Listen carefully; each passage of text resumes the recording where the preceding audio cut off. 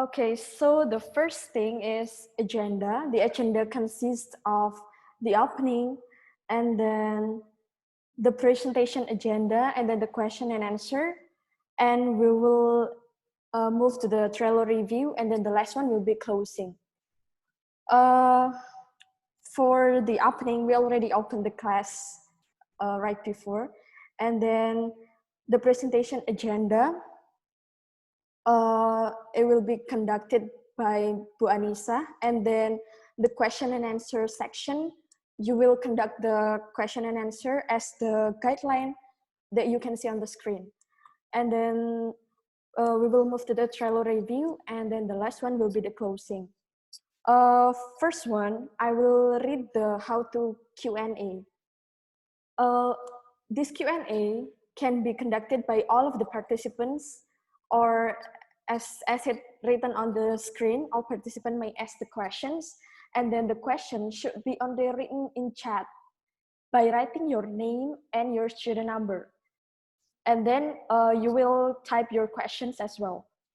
And then the next one will be similar questions will be merged. So if you ask the same questions as your friends did, it will be merged into one answer only. And then the last one, number of questions to be answered is subject to the time limit set by the moderator. As this class ends on 15, so it depends to what will you ask on this meeting.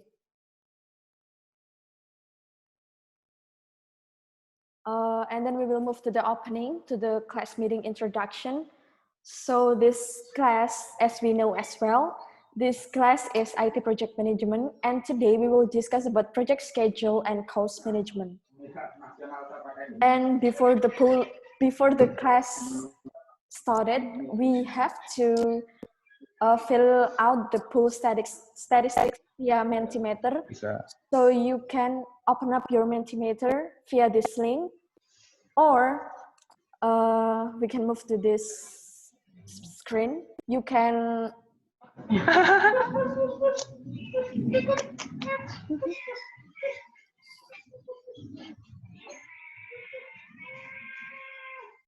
okay, sorry.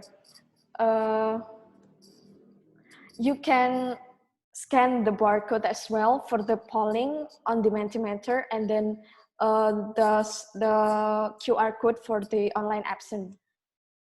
So we can move to the. So you can move to the Mentimeter, or you can do the presency first. If you tend to move, if you tend to move to the Mentimeter, you can open up the link as well. And if you want to do the presency first, you can open up the presency.its.atid as usual, and then enter the code on the screen.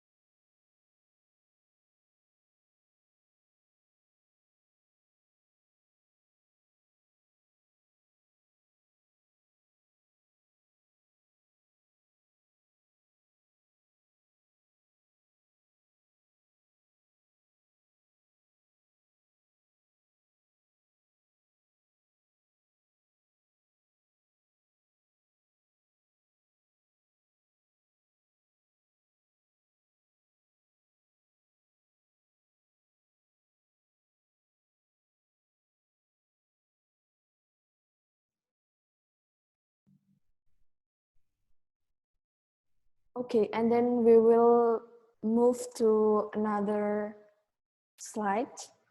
And then it will be on the learning outcomes. As I already described at the beginning, we will study the topic about schedule management and cost management. There are some learning outcomes that you can see as well on the screen. We will mainly discuss on the SLO 05 as the learning outcomes that turns out as develop the project management knowledge area.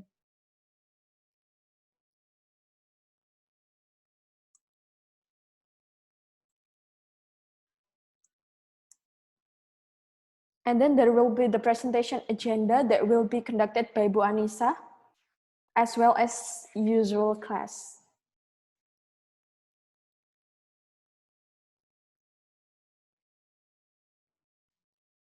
Okay, Ocha, can you make me as a host?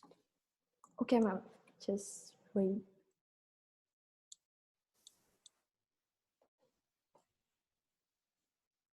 I will do it. Okay. Okay, thank you. All right, hello everyone, how are you? I hope you are all fine and well and safe. It's very nice to have you here. And thank you, Ocha, for starting the class. It's very good start. Could you please mute all of your speaker first, because I'd like to start the presentations now. Yeah. Okay. All right. Okay. Okay. If you have any question, please do not forget to type on the chat. Tab, I believe, and I hope you can see my screen. Okay. If you have any problem seeing my screen, please type it in the chat box as well. Okay, this is the result from the polling. There are still 14 students participating, and I believe some of you have already read the topics previously in 2 weeks ago in our last class, but I will also review back some importance part of the class today. And if you have some times, I would like to discuss an introduction toward the cost management, project cost management. Actually, this topic, the last topic, the project cost management, will be discussed on Friday. There will be a scheduled joint class meeting with other students from other classes. And do not forget, we will be having guest lectures next week on Friday. There will be also a class meeting on this Monday, next Monday, I mean. So in this week, there will be only a class on this Monday and a Friday. The Friday class will be a joint meeting with other classes. The topic will be in cost management, okay? So if you remember our platform other than the ITSDaring, we are using Google Classroom to share some of materials. So if you just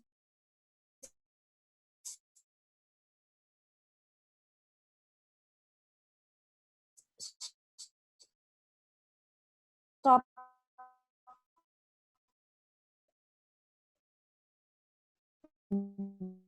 by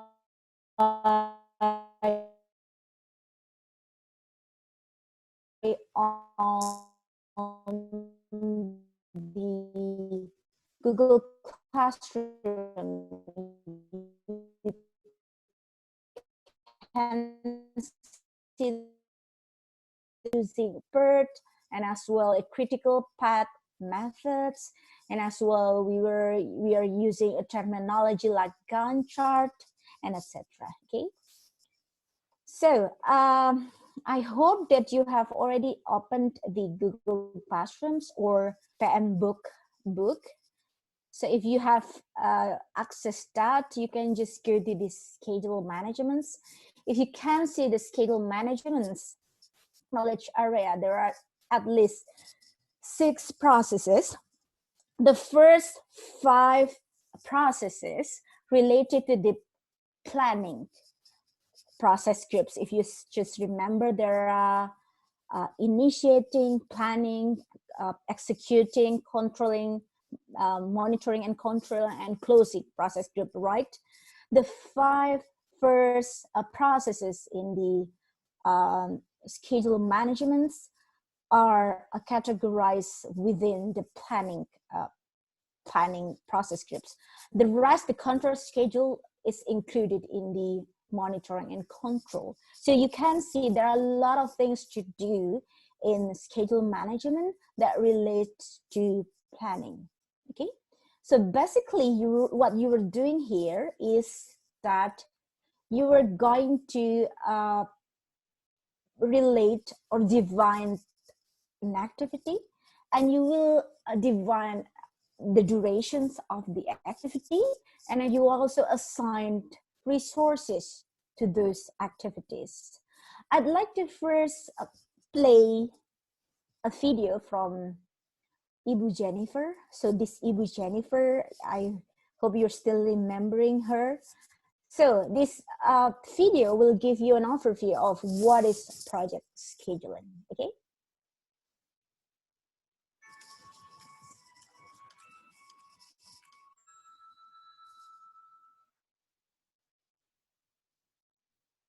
Today we're talking about what is project scheduling. This specific whiteboard session is for someone who is just new to project scheduling or new to project management.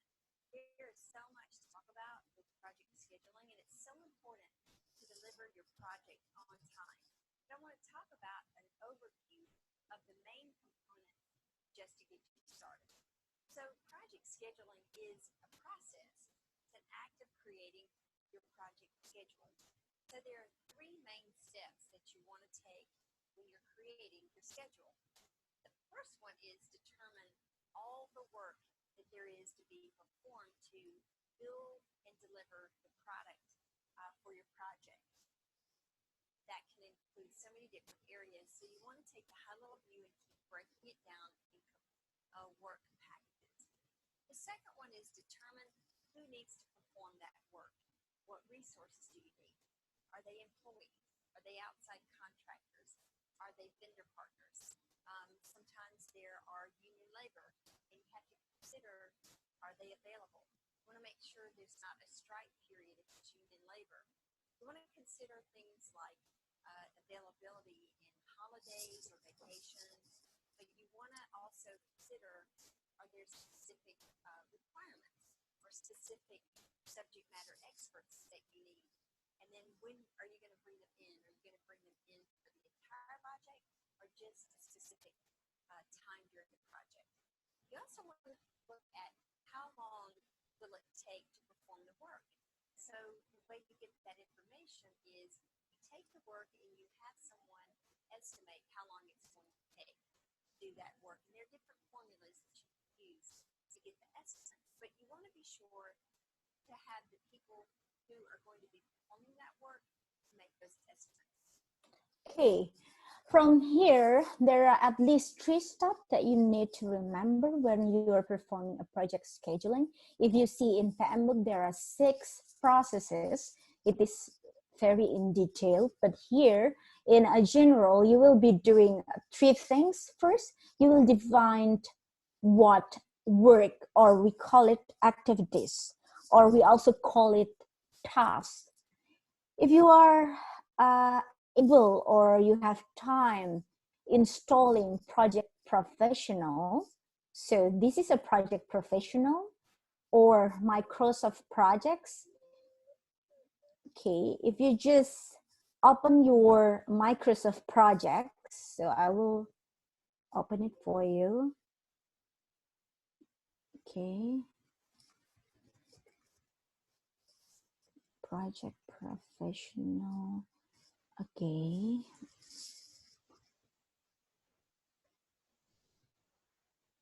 So I hope you can see the project professional here, right? Okay, let me check whether. Okay, so this is the project professional. I just opened one of the templates available there. So if you refer to the terminology in project professionals, the terminology of activities is a task. So here, the task. So you will define the task basically if you are scheduling a project. The second thing that you will be doing is you will assigning people who will perform the work or the activities or the task. So this task has resources who will perform the task. So for instance, determine project scope will be done by the management. So the resource could be a group of people or a person, just a person. You can add the name of the person here, for example, me, Anisah, here.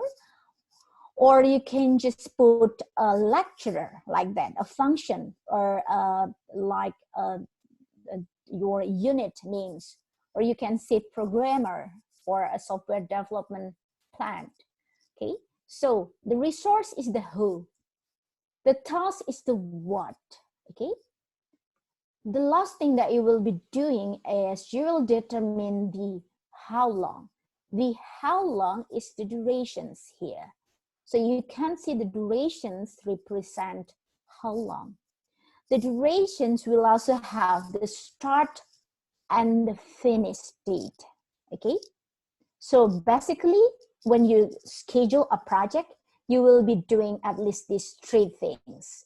You will determine the task, the resources, who, and also the durations. Okay, the start and finish will be related to the durations. Okay. So there are a couple of tips to remember. So the first one is to include all the work associated with delivering the project on time. Number two is you want to include activities, the deliverables, or the actual work products that are going to be delivered, also the milestones, and any planned start dates and end dates. So this is what you'll use to build a schedule. And again, it's a tool that's used for measuring where you are in the project. Ideally, you do this in an online software tool. By doing that, it can be real time, it can be online, that different members of your team can go in and access, they can collaborate. Okay, before discussing about the tools, tips to remember is that you will include all of the work, so all of the tasks. You can go from the 0 level to the first, this is the 0, we usually call it, the first till the second. So you will go to the 4th if you want, so you can do that by determining this, we call it indent.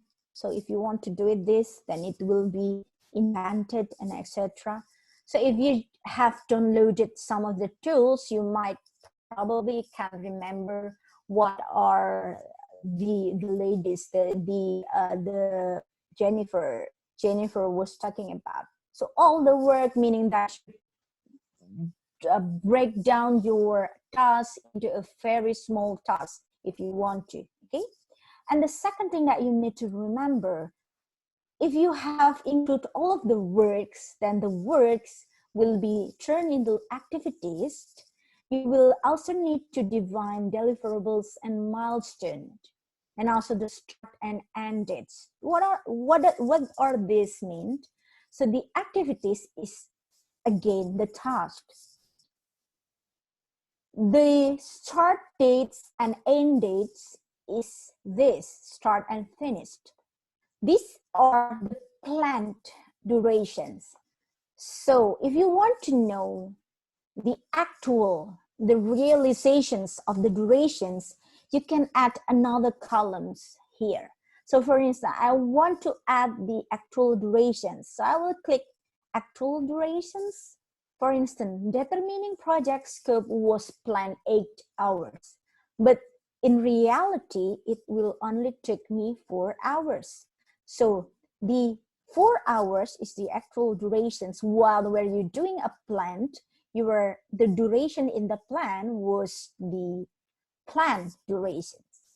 Okay, so planned start dates, planned durations, and the other two terminology, the deliverables and the milestone here.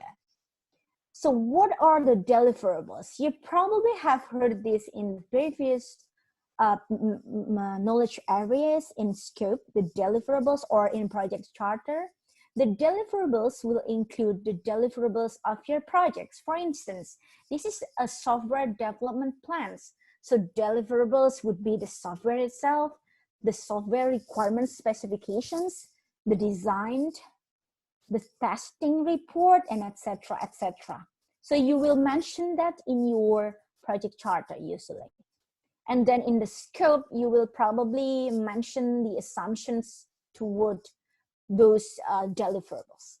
Or even you want to breaking down that scopes. For instance, in a software requirement specifications, you will follow certain standard and etc., etc. So in schedule management, the deliverables will not really be written here, but you will write the deliverables into an activity. For instance, I told you that one of the deliverables is software requirement, right? Or SRS, software requirement specifications. So for instance, software specification requirements here, we call it as analysis complete, for instance. So this task is analysis or software requirements. So I will make it clear, clearer. So this is software requirement analysis complete. So at this point, I will have a deliverable called SRS, and I will have a milestone. I will put a milestone on that.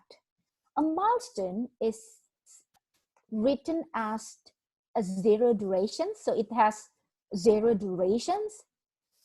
And in a Gantt chart, so these are Gantt chart.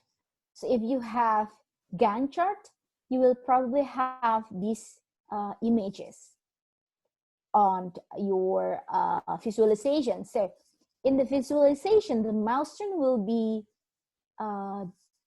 represented by this diamond shape, and it has 0 durations. At this point, you will deliver your deliverables, basically.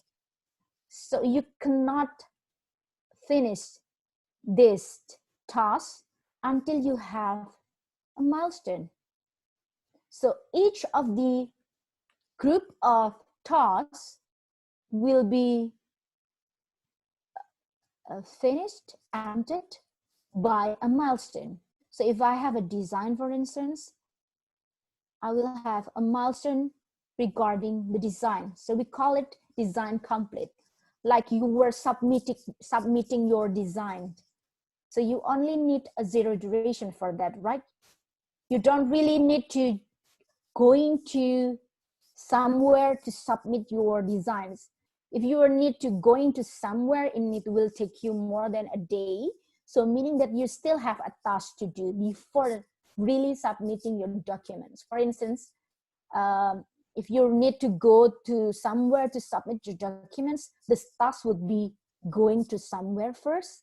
And then after that, you will have the design or the report complete that has a 0 durations. Okay, so do not forget to add a milestones in a group of your processes.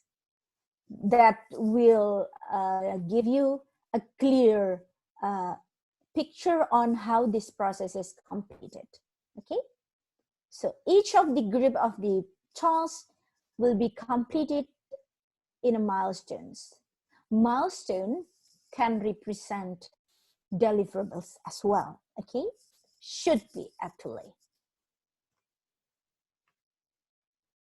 Okay, so if you don't really have time to install project professionals, although I really am suggesting you to do that, what you probably want to do is that when you want to install this project professional, you can go to Azure, you can try again because I heard it can work now, but I believe that you can try it first. So I will type it here.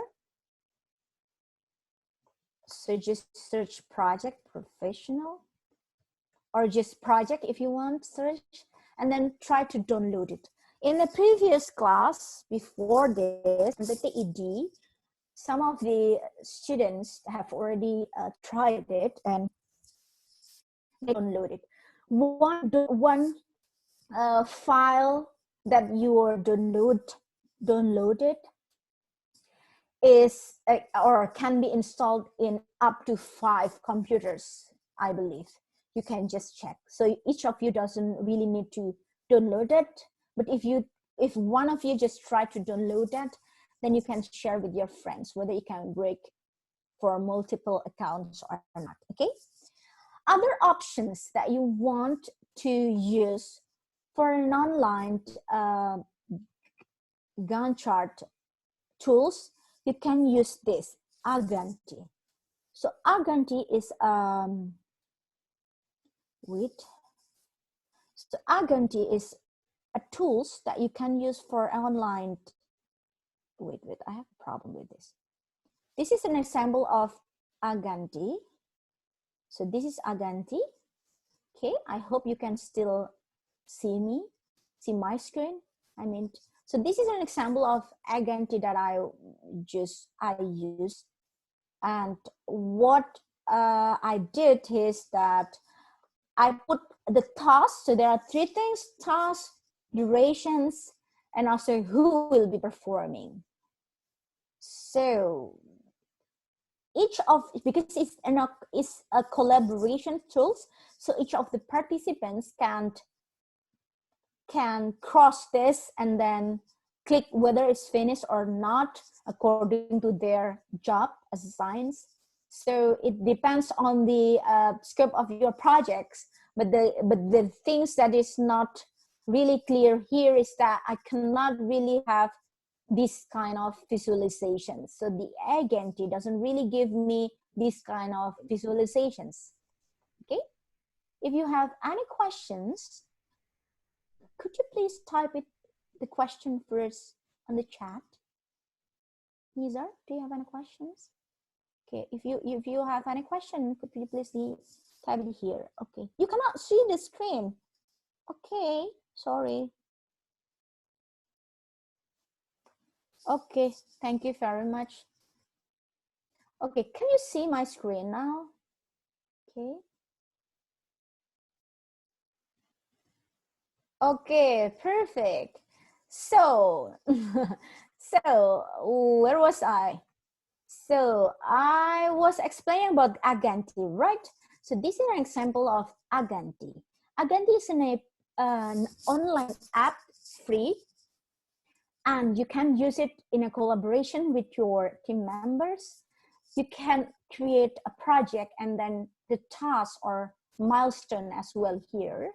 The not good thing about using this is that the good thing first is you can do it online and you can share it with your friends and your friends can collaborate with you. So it's good enough. But the not good things about this, because it is very simple, Agantty is very simple applications. It cannot give you many features like the one that these project professionals give to you. So for instance, I cannot have this kind of visualizations, the Gantt chart visualizations. I cannot really have like network diagrams, critical path diagrams. in Agantty and etc. etc. So the Agantty applications is really focusing on the task, durations, as well as start and end, and also this who will be doing that, and the collaborations part. So the collaborations is the strength of these applications, okay? So you can consider this if you have a project. Okay, that was the tools, and also the some of the examples of project schedules using tools, for instance, Agantty or this project professional. Okay, so I'd like to continue to the really the core point of what is schedule management. Okay. So I've shared some of the materials, including the materials that I have open now. So in a project schedule management, I want you to really make a good understanding toward the terminology, because there are a lot of terminology here. For instance, in schedule management, you will have this start to start. So one thing to add about duration is the duration will have what it is called by predecessor. The predecessor is this is task which has dependent with other tasks. So for instance, in here I will have preliminary resources task in the fourth this. So it will dependent on the third. So if I have finished the third activities, I will move on the fourth activities. So that is what we call as finish to start. So finish to start is an activity of A will activity A finish, then activity B will start.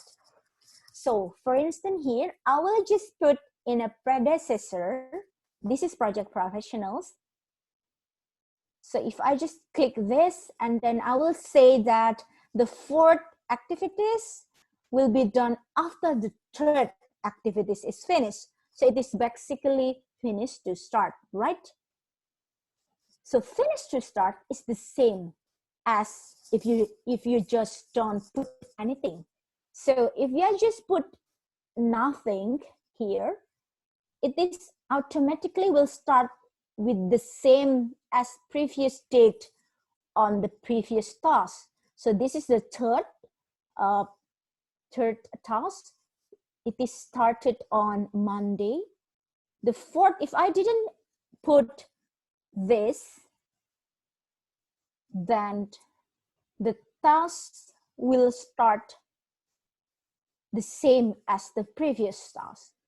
But I have just put this 3, meaning that I need to finish the third first and then going to the fourth. Or it is the same as if I just put it something like this, finish to start, meaning that the fourth activity will start after the third activities is finished.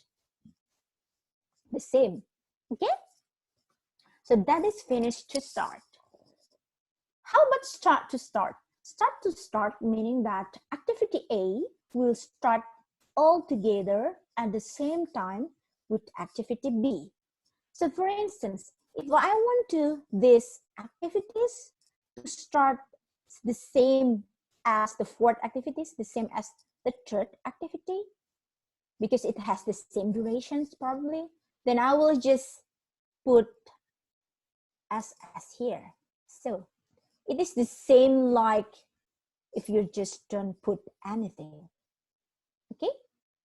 So that is start to start, meaning that this activity, the fourth activity, will start all together with the third activity. I can do as well if I want something like this. So meaning that these will start together, these two. It's because the date is the same, then there is not much differences. But if I just did something like this, wait. So the fifth activity, it start together with the fourth, I mean. So I will just do this. So it has the same start with the fourth activities. Okay, you can just trial and error by using these tools if you want. So for you to understand, you need to practice, I believe. So start to start, finish to start. What about finish to finish? Finish to finish means if you want to finish activity A, you need to, if you want to finish activity B, you need to finish activity A first, or the other way around. So meaning that these two activities will be ended together. For instance, if I have this 8 hours, right? Or I just turn it into 4 hours. Sorry. So for instance, I will need only 4 hours to do this. One day will be the same as 8 hours, for instance. That is the working hours. If I just put it this 4 hours, if I put this as finish to finish, so I will just put it here, finish to finish, right? So meaning that I will end this second task altogether the same as the third task to finish. So I will finish this. For instance, I will start this and this is Monday, right? So if I just start this on something like this, so the same day, the 4 hours, the second task I meant, and the third task has the same start and finish. But you need to remember that finish to finish, meaning that these are 4 hours, right? No matter on what time I will start the task, I will finish the same as this task. For instance, I will start this on Monday, the 3rd at 1 p.m., for instance. So I can finish the same time as the day ends. So these tasks will need 8 hours to perform, and the 8 hour will end at, for instance, 5 o'clock. So meaning that I will finish this all together. Okay, that is finish to finish. If I want to activities finish at the same time, I will put it as finish to finish. No matter when I start the previous activities, the A activities, I just want these activities, the A and B, finished at the same time. Okay. How about start to finish? Start to finish meaning that you will, this is finish to start. So you finish A, then start B. So how about start to finish? If you start B, you need to finish A, right? Or if you want to, if you want this to be performed, the B activities to perform, then you need to, if you just finish for this FS, if you just finish A, then you can start B. This is the other way around. If you want to start the B, then you need to finish the A. For instance, I will just give an examples for you not to confuse. So if I just put this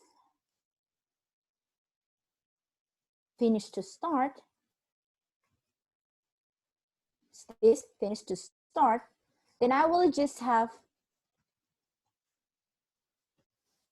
finish to start, then they have the same date, right? Finish to start. So I don't really need to change anything. So you cannot put spaces on that. So this is finish to start. But how about if I just do something like this? Finish to start. Sorry, start to finish. So you can see that these,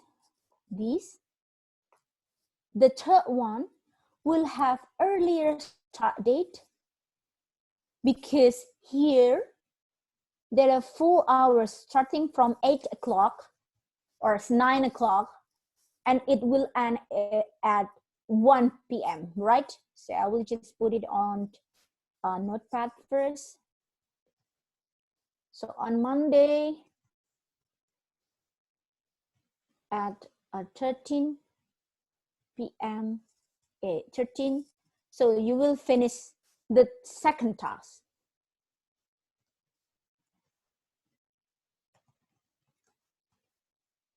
Right? But because there are only 4 hours on Monday, while in the second task, so Friday at probably 13, start third task. So the day before Monday, the working day before Monday is Friday, right? So this task, the third task will start on the Friday, this Friday at 1 p.m. And then it will end on Monday. So the third task will finish together with this, probably for these activities to be performed, it will return back to the previous day, because this is start to finished. Okay, that is start to finished. This is very complicated. If you want to use that, I hope that you can understand the terminologies better. If you don't really want to use that, please just use usual predecessor, start to finish. So if you don't put anything, it means that start to start, or oh, no, start to finish, start to start, something like this. This is start to start. But if you just put the number of the previous task, it means start to finished. Okay, so that is important definitions on the schedules. I'd like to move on to the durations. So in durations, you will be using something like network diagram. So this is an example of network diagram. So these activities will need you 20 days. For instance, in here, I have 1 scope, 2, 3, 4, 5, 6, 7, 8, 9, 10, 11, a total of 11 processes or tasks, group of tasks, big task. Okay, so these 11 tasks will require me to perform certain days. Okay, so I will put the durations here in the bold task, the level 2 task here into the box. I can do this. Even if I want to, I can put sub of the task here. Determine project scope, for instance. Secure project sponsorship 1 day as the activity. So you can use the level 1, level 2, or even level 3 activities in your network diagrams. So I will move on the what is the Pert. Okay, so if you're just talking about Pert before going to critical path, so the Pert, it is basically, so if you just click sum of material in Pert, so this is Pert, one of the material that I uploaded in the Google Classrooms. So this is a Pert diagrams. So the Pert diagram is basically will show you a dot, something like this, the dot node, we call it, starting from A to D, and the arrow will represent the task, and the number here meaning the durations. So AD is one task. The name of the task could be develop a Gantt chart, for instance. Will take you 3 days. D and E is the name of a task that has 7 days durations, okay? So if you just want to know what is Pert diagrams, Pert diagram is basically an acronym of project evaluations and review techniques, okay? So it is a network diagram. It is basically a network diagrams, but the network diagram has been extended its functions. So this network diagram has been turned into Pert, the diagrams in practice. You don't really use that, but you will use the Pert.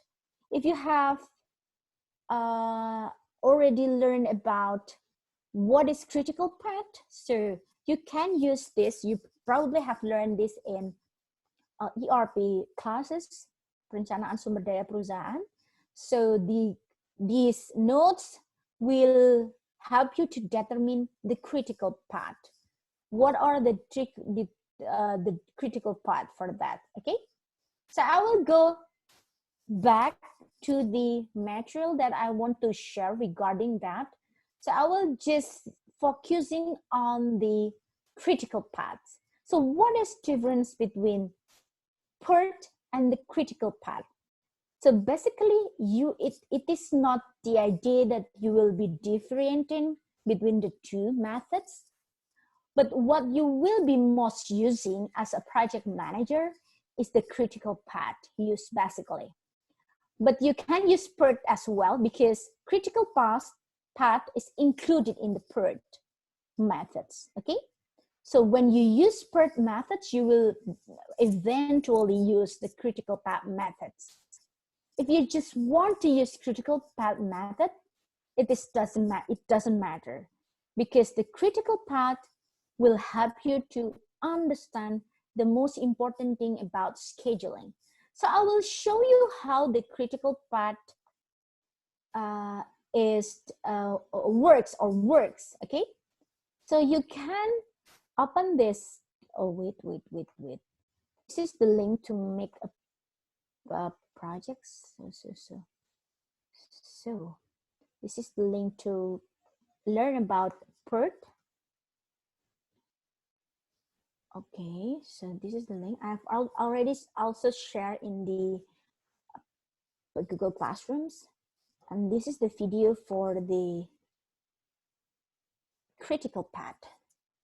Okay.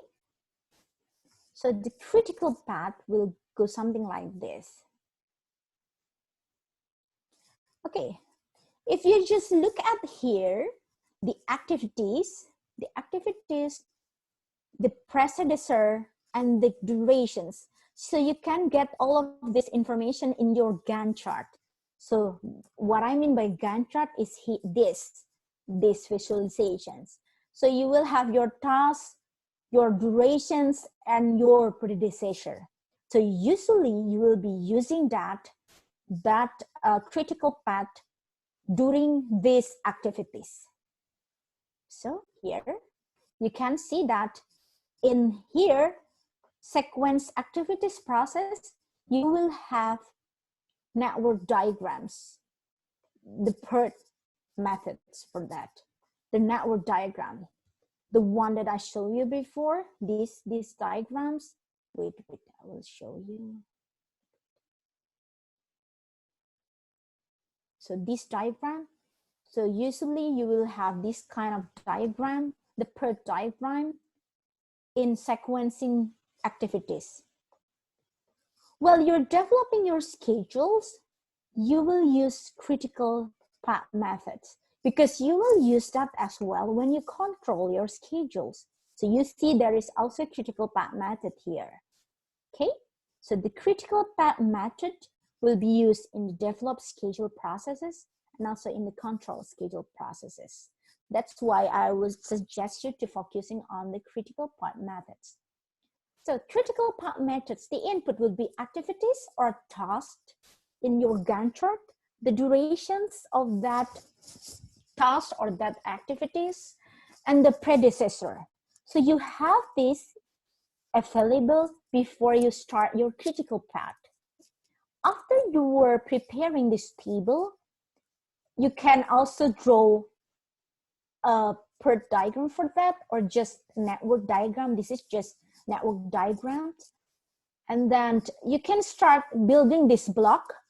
So this is 2 multiplied by 3 boxes. Forget the convention that I'm going by. We have in this square we have activity, duration, and then we have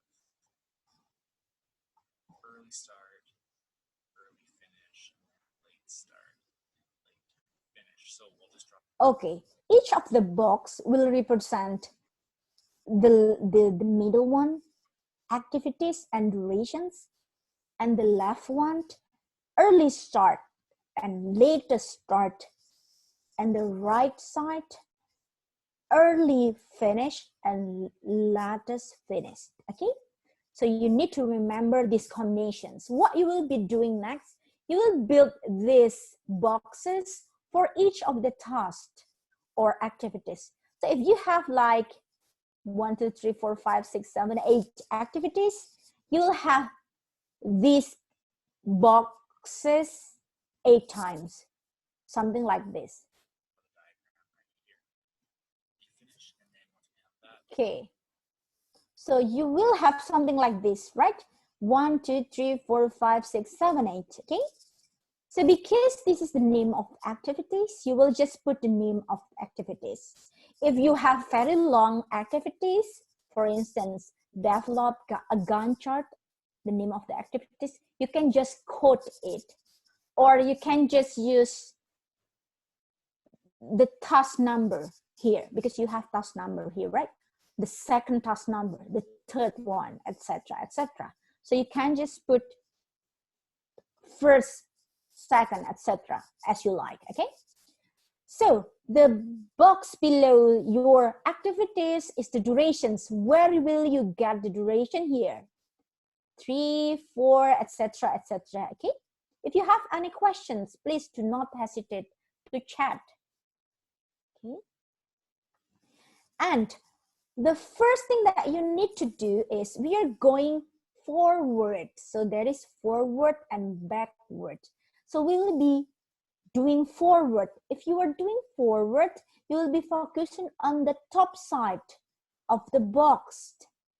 So these are the top side. So we will see here. We'll do it backwards now. So starting with activity A, we start at 0. Because the activity A doesn't have dependent, so it would start on 0 day. We call it day, for instance, because it's day here in the table, 0 day. Okay, what you do next is you will put early finished by sum the early start and the durations. For instance, 0 plus 3 equals to 3, right? Beginning of day 1, 0, end of day 1, right? So we start at 0. Activity A, its duration is 3 days, so 0 plus 3. Early finishes. Okay, you will going backward for all of the nodes. So if it is on the third days, you will put 3 here in B and as well in C. Okay. Then remember, what we do is we bring the early finish into the early start. So we just bring the 3 up, can start. So that's done. So again, now we have 4. Do not forget, if you want to enter the early finish, you need to sum 3 plus 4 equals to 7. 3 plus 2 equals to 5. Okay, and then you will continue, etc., etc., etc. 7. 3 plus 2 is 5. You can really go in any order that you want, just as long as you make sure you're bringing the right number. So we're bringing 7 to this guy, 7 to 5 as well. Now we can't fill in this yet because there's 2 different arrows at the beginning of the larger value. So we have 5 here. We're going to bring the 5 up. 5 plus 6, and obviously the 12. Okay, why we cannot move forward to G after we finish this? Because there are 2 arrows entering the G, right? So meaning that G will start right after the N, E task finished, okay? So you cannot or that. So you cannot choose. You can start G after both of the activities are finished. So for this case, the D activities ends at or on 12 days, while E activities finish on 6 days. So it should wait when it finishes, not until the D finish, the G can start, okay? So meaning that you will put 12 here instead of 6, because you need to wait for the both activities to finish first. Right? Because G depends on E and D. It can't start until E and D are both done. And well, E finishes on the end of day 6 here, and D finishes on day 12. So obviously we have to wait until day 12 before we start G. So we bring in the 12 here and 4, 16. Now again, we have to wait. No, we're not sure. Yes, we need to wait. We're not sure, right? Because we don't really have this done, these activities done. Okay. Here, there's 2 arrows coming in. So we have to go all the way back to here. So we have the early finish on C. We're going to bring that to the start on 5. 5 plus 2, 7. And what are we going to bring here? 7, or we have the 16. Well, the 16 obviously wins because H depends on G and F. And obviously we can't start it on day 7, or the end of day 7, on day 8, I suppose, because we need to wait for G to finish. It's expected to finish here on 16. So we're going to bring that 16 in, and we'll have 16 plus 3 is 19. So right away we know that the duration of the project, the planned duration of this project, is 19 days. Okay, the duration of the project is actually 19, right? So if you were asked duration of the projects, you cannot sum all of the durations. So it is not 19 if you sum of this column. You need to perform this, or you can use contract to help you counting the durations. So here, the durations is an accumulation of the date, basically. And then if that is a forward task, you were determining the early start and early finish. If you want to determine the latest start and the latest finish of each of your tasks, you need to doing backwards. So backward means going from the end to the first node, okay? So here what we're doing. Now we want to find out what the critical path is. So that's the backwards pass. And how we do that, if you recall, we're going to break 19 down, break 19 here, and similar but different. Instead of adding the duration, we're going to subtract the duration. So we have 19 minus 3. So we are not adding but subtracting. 19 minus 3 is 16. 16. Now we can bring the 16 into this spot. We can also bring it into. Okay, do not forget, if you have something like this arrow, meaning that the same latest start will be copied in these boxes. This spot, because there's no competing arrows coming in. So first of all, we'll start up here. 16 minus 4, we have 12. And again, we can bring this 12 here. There's only one arrow leading in. We can bring this 12 down here. There's only one arrow. 12 minus 1 is 11. And up here we have 12 minus 5 is 7. Again, you can jump around as much as you like here. Down here, we actually forgot to finish this guy. We have the 16 minus 2. We'll get 14 here. All right. Now, leading into C, we're not sure what we can put here, right? There's 2 numbers we can put. It's either 11 or 14. And remember, with the backwards pass, we have the opposite of the forwards pass. We bring the smaller number of the 2 it wins. So we bring this 11 into here with 11. Okay, so we bring the latest number, the least number right here, not 11, but not 14, but 11, because it's a backward pass.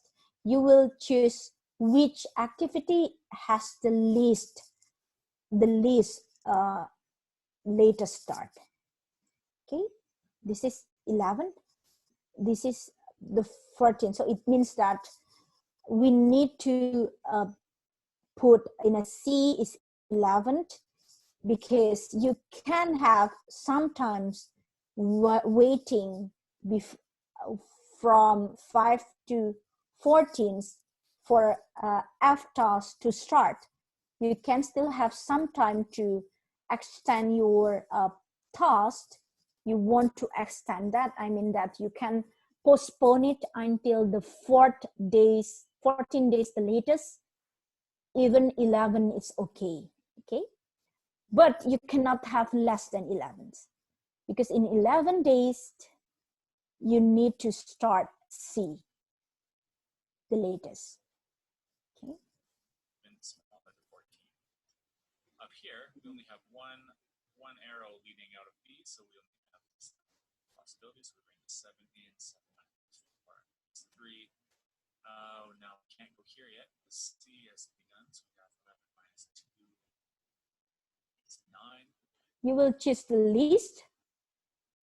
And then again, what we want to find out for what to put for the late finish for A, well, we take the smaller of all the competing values here. So we kind of put 3, or we put 9. So we're going to put 3. And 3 minus 3 is 0. And now to identify the... Okay, so here is the path that you have been drawn. So what you need to do now is to determine what the critical paths are.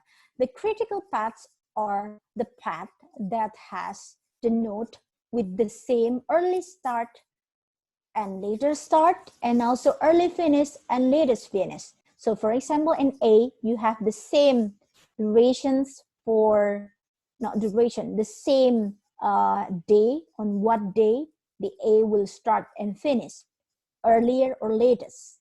The B as well, the D as well, the G as well, the H as well, right? So you will have this path as your critical path. While on other nodes, you can have different early start and later start, meaning that in E, for examples, the earliest time you can start E is on day 5th, but the latest that you can start on the 11th, meaning that you can postpone. If you don't want to start in the 6th, on the 5th, you can postpone not more than 11th. So you can just prolong your E up till 11 days, okay? Critical path, if you recall from the previous video, all we have to do is figure out which activities have their early finish and late finish being the same. So we have activity A here, the early finish and late finish are 3. Activity B, the early finish and late finish are 7. For D, they're both 12.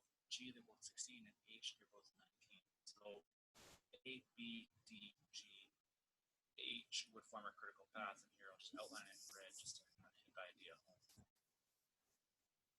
So there you go. Our critical path is A, B, D, G, H.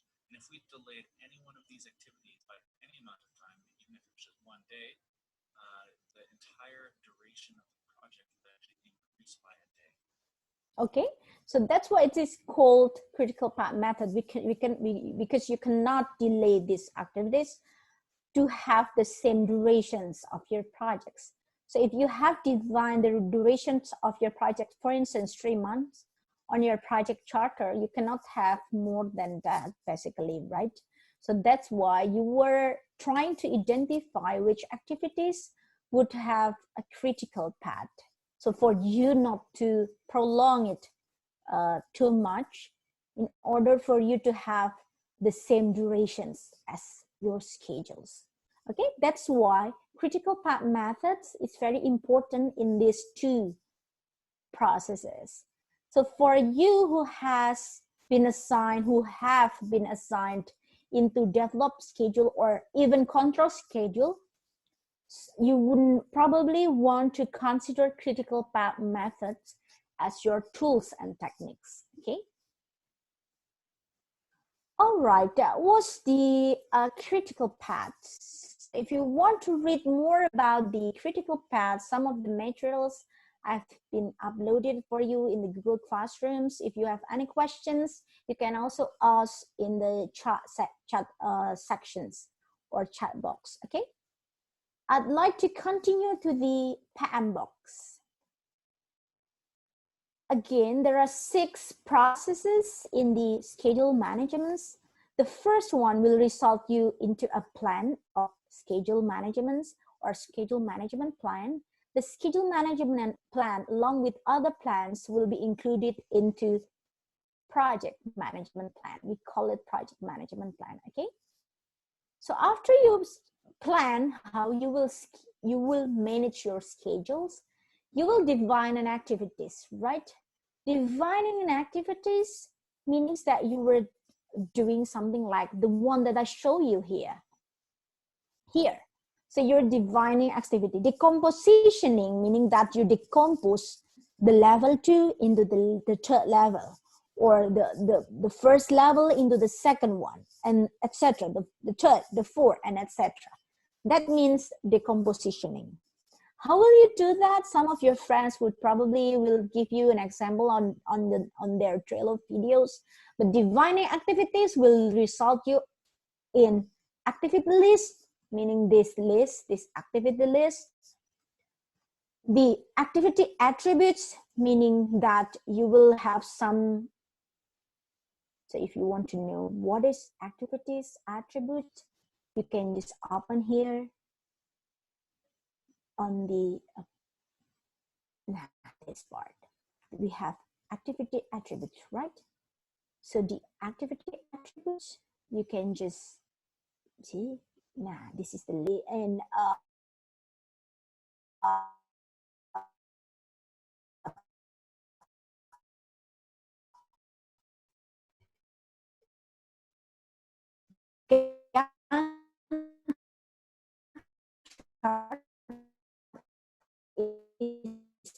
you were doing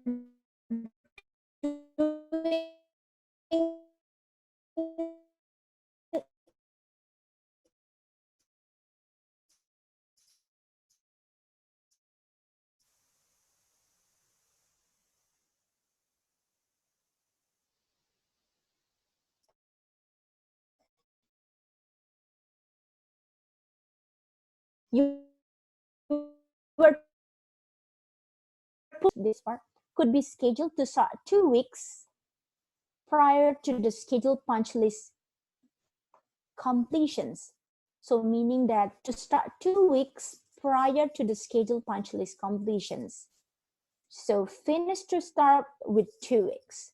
If it is finished within 2 weeks, and then it will start landscape building lot, meaning that the landscaping could be scheduled to start 2 weeks prior to the scheduled punch list completions, meaning that 2 weeks prior to, you know, prior to, right?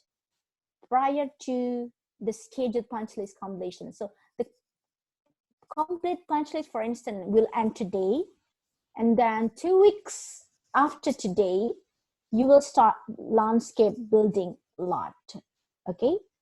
What about write draft and edit draft? This is SS with 15 days, call it light.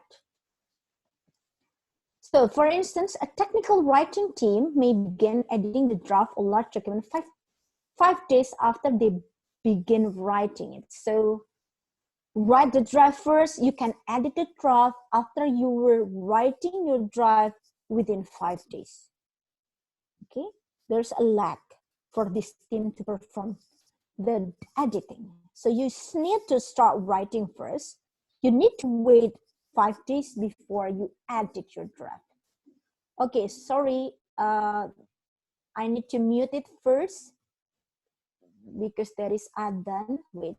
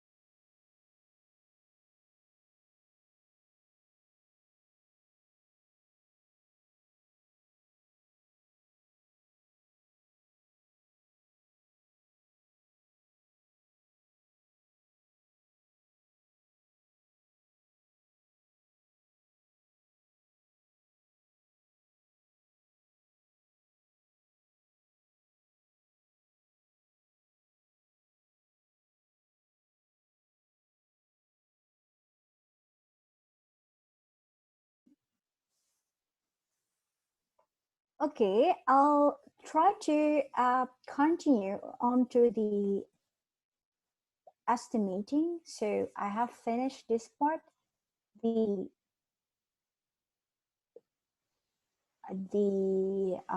sequencings. So this is sequencings. I will start on the estimate activity durations. There is one tools and technique that you will be you like to perform, 3-point estimating. For instance, 3-point estimating is a very common estimating methods that there is commonly used in projects. So you will probably want to practice that. So this is 3-point estimating. I share you the articles. This one will give you a description of the methods. So if you really want to have like estimation methods, you can use triangular, something like this. So you can just average that. So you will have 3 values: optimistic, pessimistic, and most likely. For instance, I don't know what time will I need to do a certain projects to build a classroom, for instance. I can have a most likely scenario if I just read an article from the internet. Usually, if you want to build a classroom, that you will take you like 2 weeks, for instance. And then the optimistic estimate is the least that you can perform. For instance, some of the article will say 1 week, or you can, from your knowledge, estimate that it will take you only a week rather than 2 weeks. Or even you can also determine pessimistic scenario when you have later estimations, for instance, a month. So if it is triangular distribution, meaning that you will just average the 3 of the estimations, okay? But if you were using Pert, so usually you will estimate the standard distribution actually. So what you will doing is that you will have the optimistic, the most likely, and the pessimistics. In a triangular distribution, you will just average that. But in a Pert, you will multiply that onto this formula. So the optimistics will have 1, and then most likely 4, pessimistic 1, and all of them are 6. So you will divide it at 6, okay? So here you will get 8.7 hours instead of 9.3, okay? The Pert one. We call it 3-point estimating, okay? So the 3-point estimating, you can have triangular distribution or beta distribution, okay? You can have other estimating technique like bottom-up, parametric, analogous, etc. Some of the other groups that are being taught to perform these tools, you can choose between these tools, okay? Because that was the estimations. Now we move on to the develop schedules. So basically what you're doing here, that you will build your Gantt chart actually. So in your Gantt chart, you will have critical path method here as well. I have explained to you the same like in the videos. You can also do something like resource leveling. We call it resource leveling. Resource leveling is something like this. For instance, this is project manager, right? But if I want that this task will be performed by 2 people, I will just click this twice, and then I will just go to the resources. I will just put, for instance, management, and if 2 of them are doing the same load, then it is 100%, 100%. It will result something like this. There are 2 people separated by dot, and this is this dash, this is button, this symbol, and then if I want it to be half and a half, I will just something like this. Okay, so this for 50%, 50%. Okay, so it would result you something like this. So that is resource leveling. You can have one activity to be performed by two people with the same load of work, or different, even different. You can have 4 hours, 4 hours, 50%, 50%, etc. Okay. So if you think the activity A will cost you 100, for instance, the 100 will be broken down into the hour pay of your resources for Tom and Sue. If they have like 16 hours in total, so you will divide $100 into 16, right? So you will know how much you will spend for each hours of this man hour. So what I mean is that if you're dividing your course later on, you need to know how many people are you assigning here. Because if you're just thinking of the activities, you will probably think that only one person will be doing that.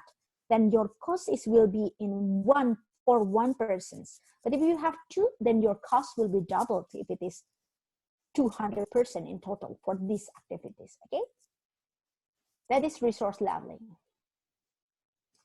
Okay, I think I cover up most of the important terminology. I need to check first whether I've already covered all.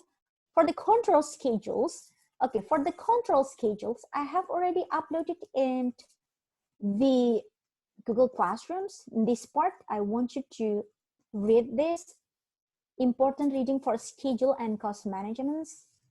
This is, we will be using this on cost as well. So we will discuss cost in the later class. So I will not discuss it today. I want you to read this first for the rest of the class and for the rest of the week, because I want you to get to know some of terminologies there. So if you just open the materials, the one that I show you, it will bring you to this software.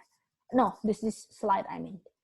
So some of the terminology that you need to understand is plan variance.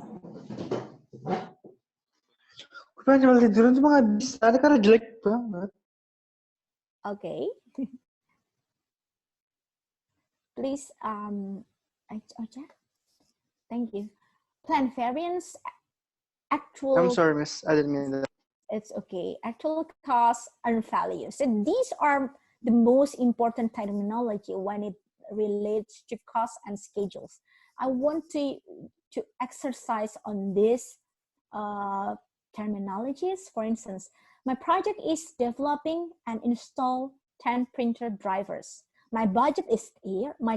The time limits is within 10 weeks. But if I back to the 5th week, if I go to the 5th week, I need to control my projects. The result was only 4 printer drivers was installed out of the 10 printer drivers. But I have spent this $.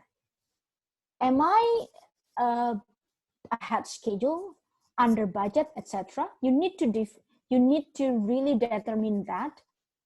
So this terminology you will learn in this slide. I want you to read this before the cost management class.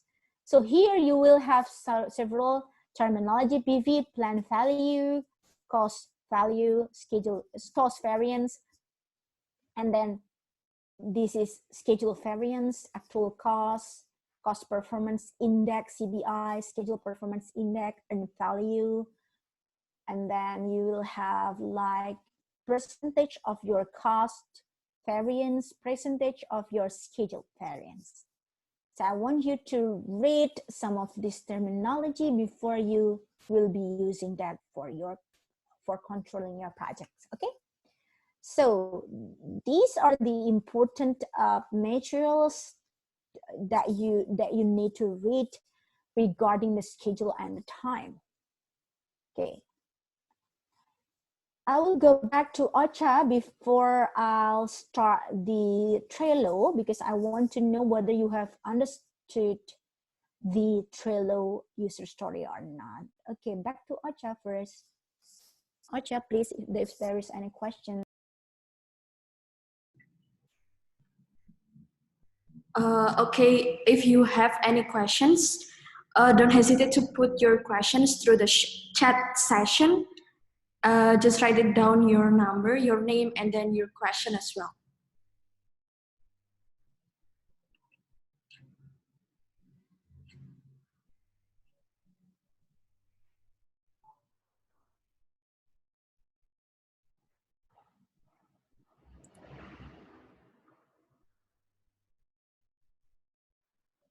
Okay, ma'am. So this is Katarina Nimas with the student number 20 is asking, is critical path method can be used in all projects?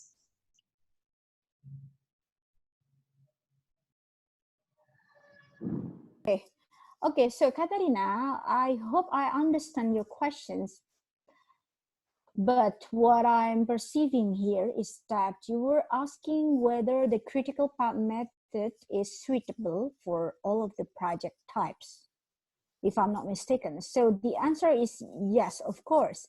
As long as you have, okay, as long as you have the three things that is required for the critical path to perform, there are, first, you will need the activities. So here, you will need your activities, and then you will need your the durations, and then the predecessor. As long as you have those three things, you can always build a critical path methods. Okay, thank you.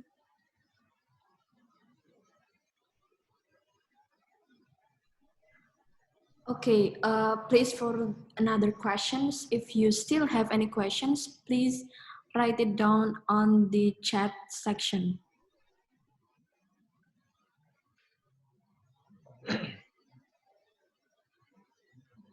Kenapa?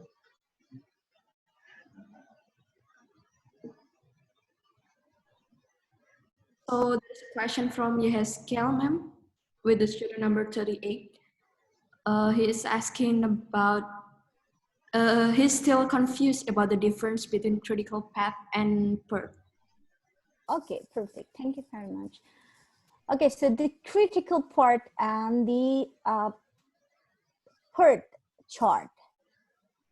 So basically what you will have, the terminology of the tools that you were using to controlling your projects is we usually use a Pert chart. So what you need to remember is there are three definitions at least when you talk about the that kind of chart. First is network diagram. And then you will have PDM as well. This is predecessors.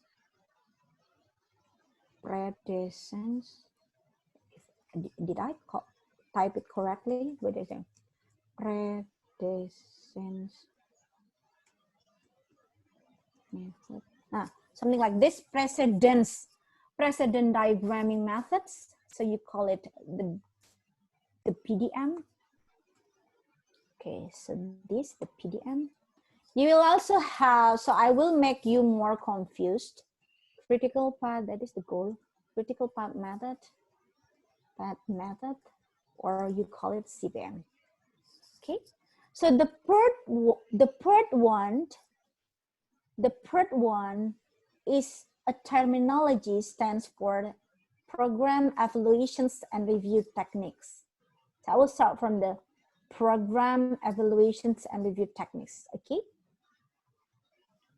Here is the thing.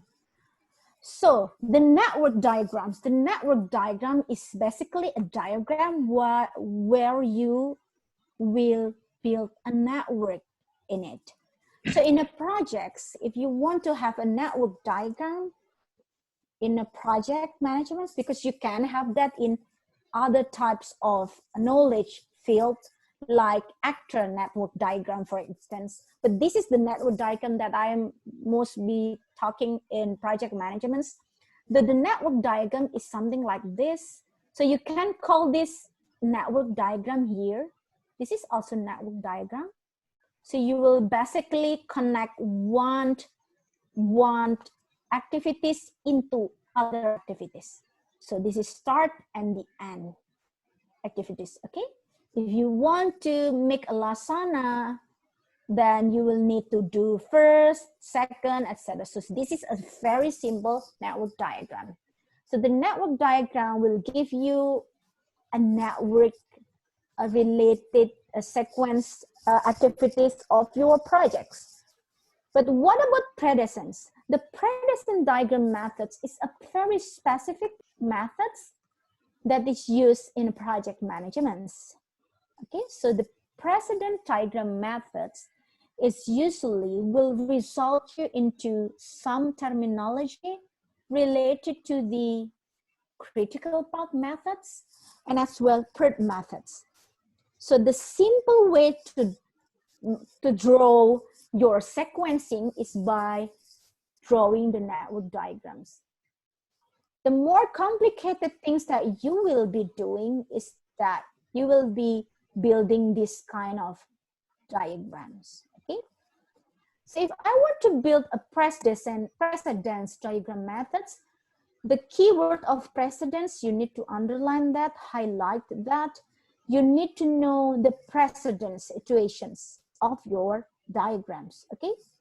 So because of your activities is very, very complex in a projects, what you will see in a precedent diagram methods is that you will have something like this. So it's a, it's a different way to,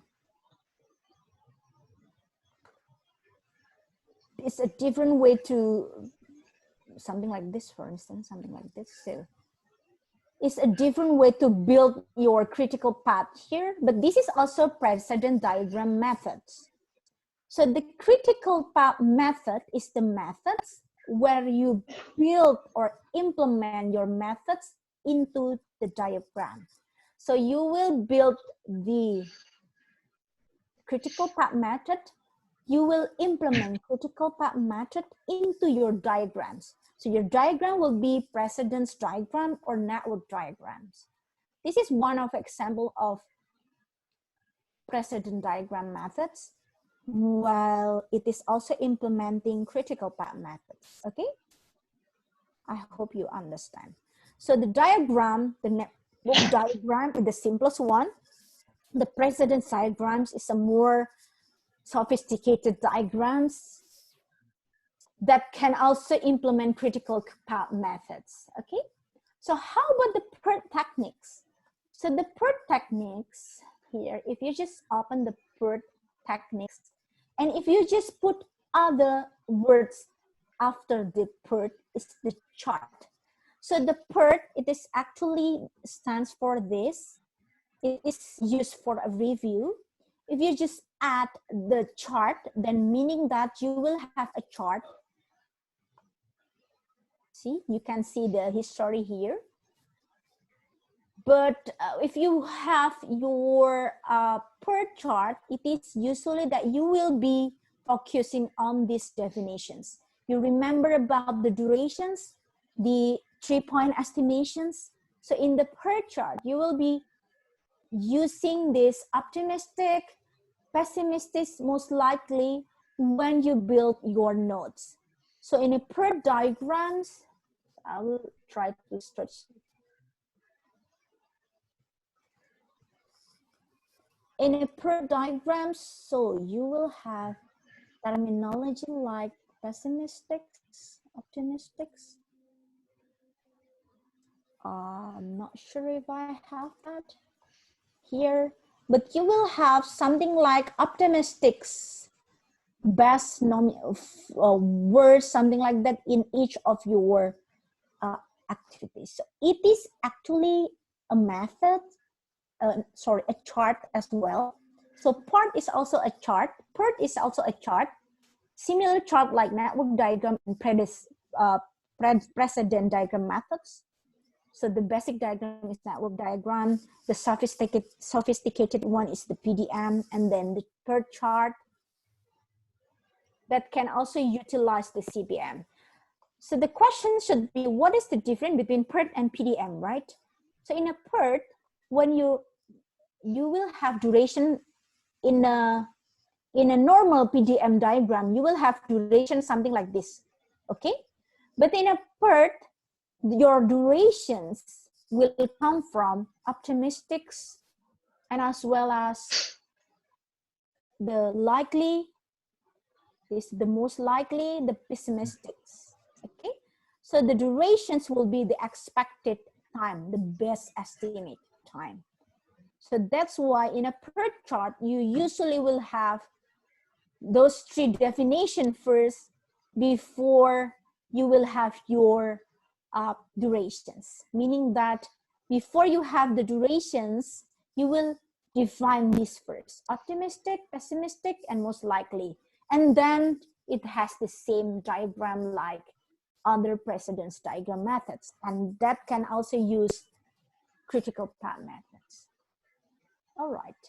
Any other questions?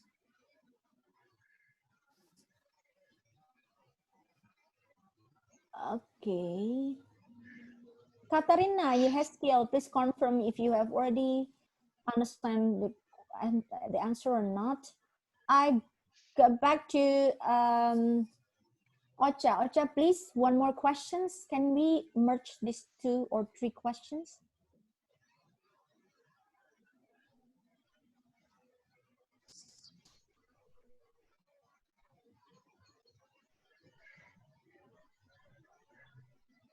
Maybe the similarities of these 3 questions is they're asking about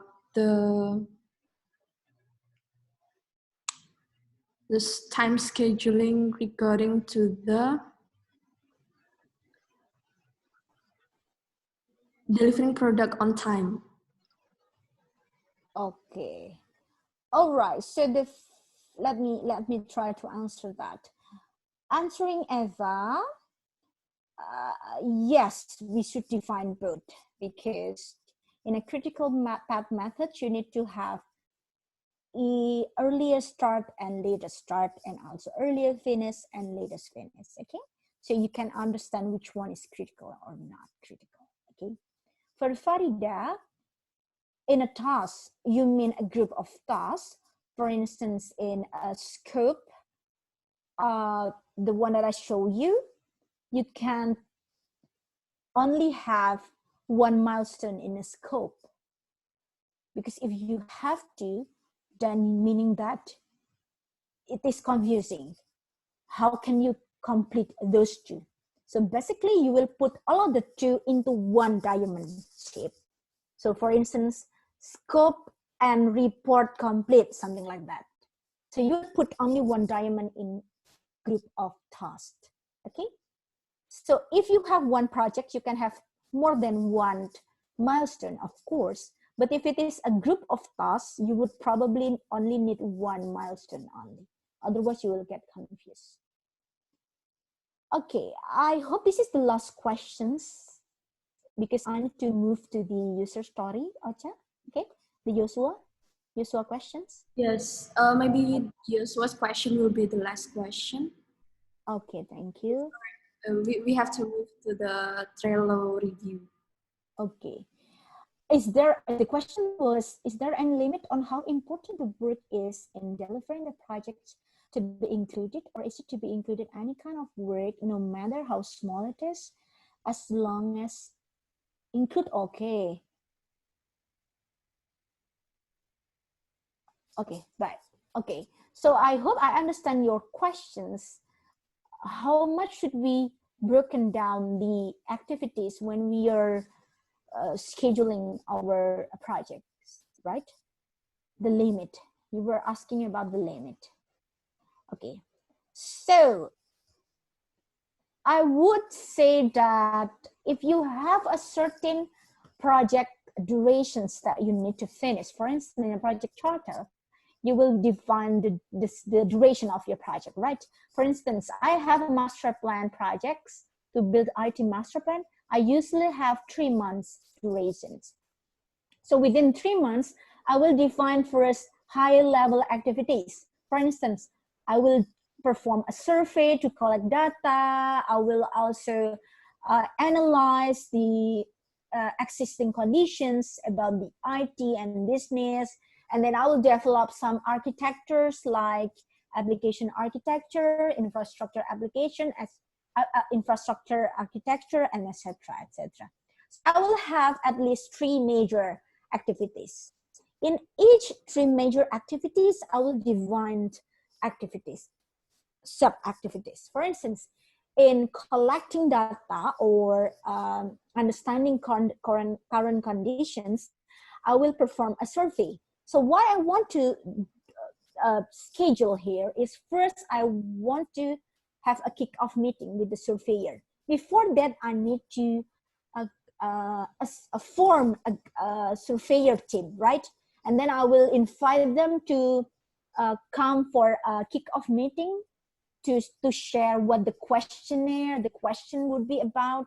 And then after that, they perform the data collections. After that, they will report the data collections. At the end, I will have a report regarding the survey as my milestone, okay? So what I'm trying to broken down is the things that I want to have in my projects to be monitored. So I want to clearly monitor that I have formed a team. I want to clearly monitor that I have performing a kick-off meeting to share the questionnaire to them. And I want to clear mentioning that the survey is being conducted, and etc. etc. I can be more detailed if I want. For instance, in order for them to do survey, they need the tools, right? I mean, they need the hard copy of the survey questionnaire, right, form. So if I just print the survey form in the task, I can have that as well. But I don't really want to put that because it means that I will add another duration for that.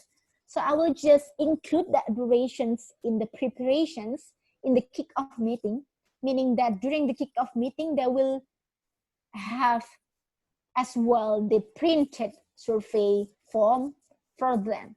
So I have eliminated the duration that I can't really shorten it. Okay, so I just want to focus to the main point. So I can do that as well if I want.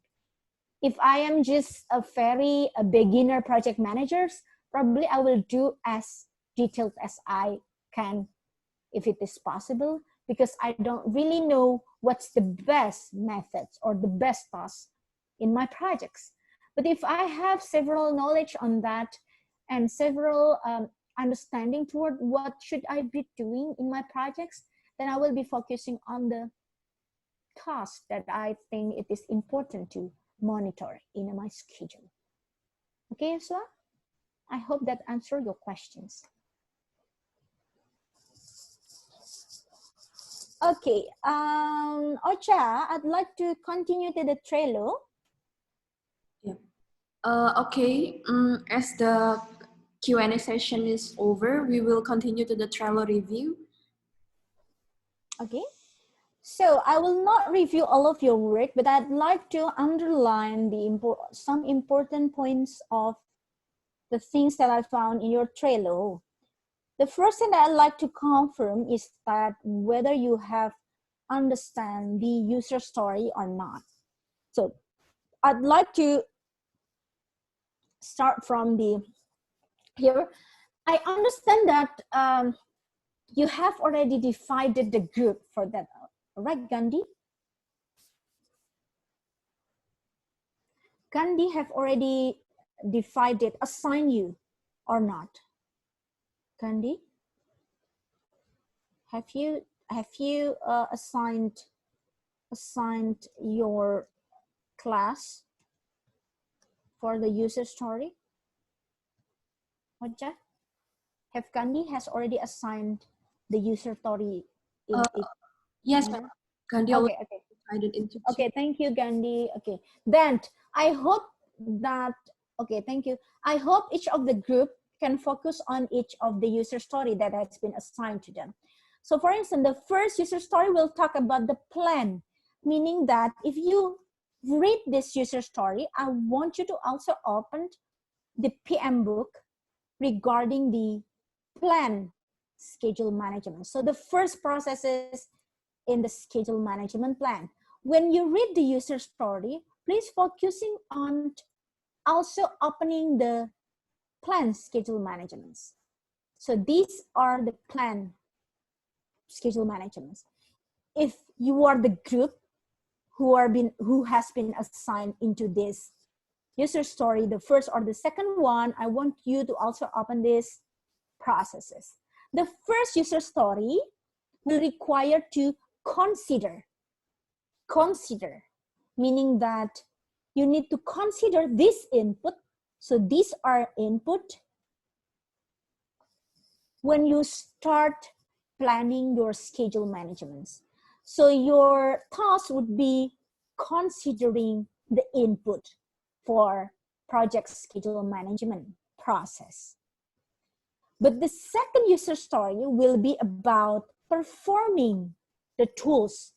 So they will show how the tools that they choose in the videos.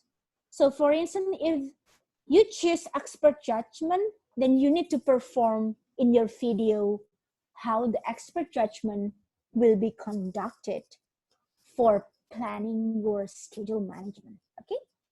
But for the first user story, it is not about the tools, all of the tools, but it is about how you consider the inputs.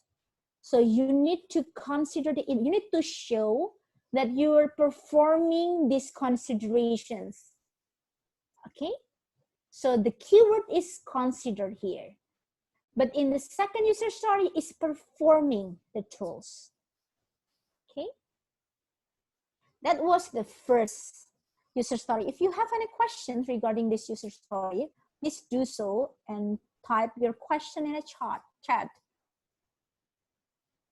Okay, the second one, if you were happen to have this as your task, the second user story, menetapkan kegiatan or define activities, I want you to open the second process in the project schedule management, define activities, okay? The first one is similar. You need to consider this input, the schedule management plan, etc., up till this, before or while you were starting defining activities. Okay? So what you need to consider, so meaning that you were performing this consideration. I'm not sure, I leave up to your creativity how you consider that, what you will be using, but the keyword is considering. And the second point in this user story is performing the tools. You can choose decomposition, rolling with planning, etc. Okay. Please underline that in this execution, I mean in this video, you will need to show the list of activities list, and list of milestones that you are resulting from this, from performing this process. Okay, this process, the define activities process. Okay, if you have any question, please do so. I will move on to the third user story. The first one would be the same, considering this input up to this when you were sequencing your activities. So the key point is considering this while you were doing sequencing activities. But the second point will be performing a techniques. You can use this precedent diagramming methods. The precedent diagramming methods, the one that I showed you. You can use also Pert if you want, okay? you can also show, we don't usually show critical path method here in the sequence activities, but in a later activities like develop a schedule and control schedule, you will use CPM. So your PDM will show only the precedence. You will use, if you use Pert methods, you will show the optimistic, the most likely, and the pessimistic situations. Okay. This is the sequencing activities. How about durations? Okay. The durations, the first one would discuss about what you need to consider. Again, what you need to consider is up to this point. And then you can also, in the second point, give an example of these tools if you want. 3-point estimating, for instance. For your project, you want to determine each of the processes in each of the tasks in your project using this 3-point estimating, for instance. You can use tables if you want, you can use chart if you want, etc. Okay. Okay, that was the fourth one. This is the fifth one. The fifth one, the first point would relate to the how you consider this input again. And then the second one, this is very important. You will use scheduling tools. So I advise you for this group to use scheduling tool to show how they develop a schedule. You can use Project Professional, you can use Agantty or other tools. Okay. You can also use critical path methods here if you want, but the critical path method will surely be used by this user story or not. Sorry, I will check. Oh no, there is no a critical path method here. So in order for you to not get confused, we have already defined some of the tools, other tools to for you to perform something like this. So the CPM was performed by the previous user story. The first one is consider this input again to resolve this output. Bagaimana memiliki gambaran bagaimana tim mengantisipasi adanya ketidaksesuaian. Okay? Okay, that was the user story. I hope you can, Gandhi can share later the something like the last user story regarding the PIM and as well the PIM and what? The PIM and the scope. You have different groups probably, and now schedules. I hope Gandhi can share to Mas Irfan the recap in a Google sheet of each of the week, the name, the composition of the group. Okay, Gandhi? Do not forget, if Ocha also listening to this, please also remind Gandhi. Okay, thank you to do that. Please share to Mas Irfan the list of the composition of the group so we can know the load in across the weeks for each of you. Okay? Yeah. Thank you very much.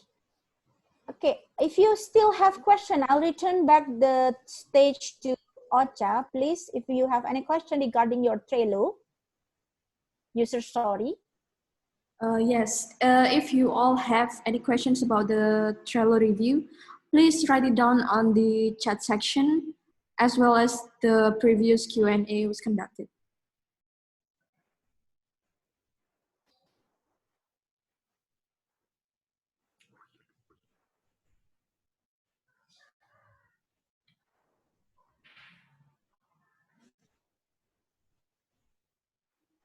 Is there any question? Okay, if while waiting for the questions, Ocha, if you want to later record your videos, I suggest you to record it separately, and you will combine the video at the end of the video. I mean, you can record by yourself, and then you can I don't know, combine the video, or you can probably do like this, the call conference, the video call conference, then you can record your video conference in your video. You can do that. If it is, the activities would be like a meeting or something like this, I would suggest you to limit the interactions between many people of you. I'm afraid that we are still fighting on current COVID-19 virus. So I would suggest, while you're doing that, I would suggest you to stay healthy and stay at home as well. Okay.